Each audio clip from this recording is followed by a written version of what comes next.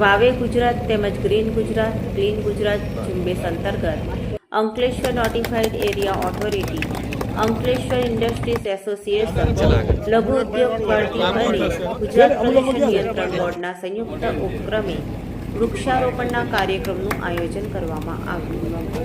અંકલેશ્વર ઔદ્યોગિક વસાહતમાં આવેલ C pumping station નજીક પર્યાવરણના જતન હેતુસર આગેવાનો દ્વારા વૃક્ષારોપણ કરવામાં આવ્યું હતું.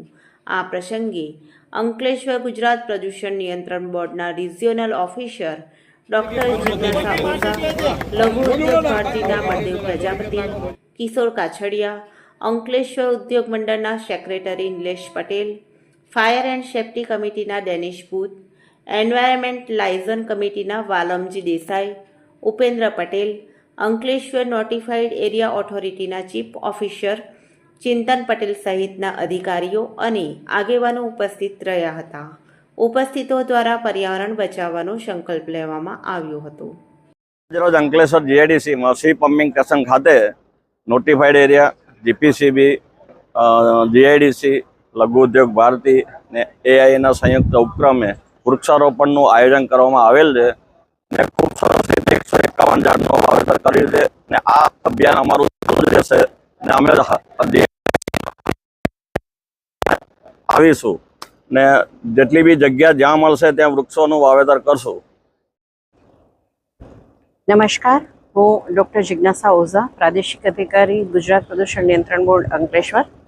અને આજે અહીં સવારમાં પમ્પિંગ સ્ટેશન સી જે છે ત્યાં અંકલેશ્વર ઇન્ડસ્ટ્રીયલ એસોસિએશનના હોદ્દેદારો, અંકલેશ્વર ઇન્ડસ્ટ્રીયલ એસોસિએશનના સભ્યો અને ગુજરાત પ્રદૂષણ નિયંત્રણ બોર્ડ, જીઆઈડીસી તેમજ લઘુ ઉદ્યોગ ભારતીના સંયુક્ત ઉપક્રમે એક વૃક્ષારોપણનું પ્રોગ્રામનું આયોજન કરેલું છે.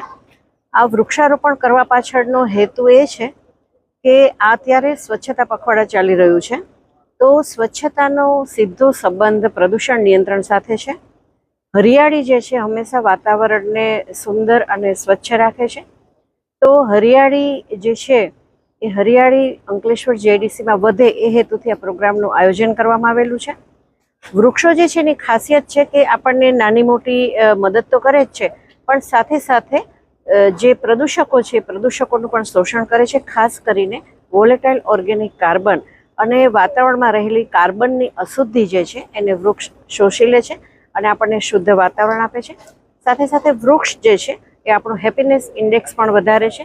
તો જો આપણે નજીવી કિંમતમાં ખુશ રહેવું હોય, આનંદમાં જીવન વિતાવવું હોય, તો વૃક્ષને આપણા મિત્ર બનાવવા ઘટે એ હેતુથી આ પ્રોગ્રામનું આયોજન કરેલ અને લગભગ 151 જેટલા વૃક્ષો આજે અહીંયા વાવવાની ગણતરી છે. આ પ્રોજેક્ટ અહીંયા અટકશે નહીં.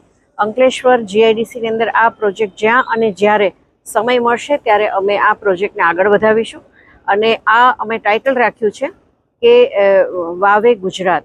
એ ટાઇટલ હેઠળ અમે આ પ્રોગ્રામ નિરંતર ચાલુ રાખીશું એવી અમારી ઈચ્છા છે. ધન્યવાદ.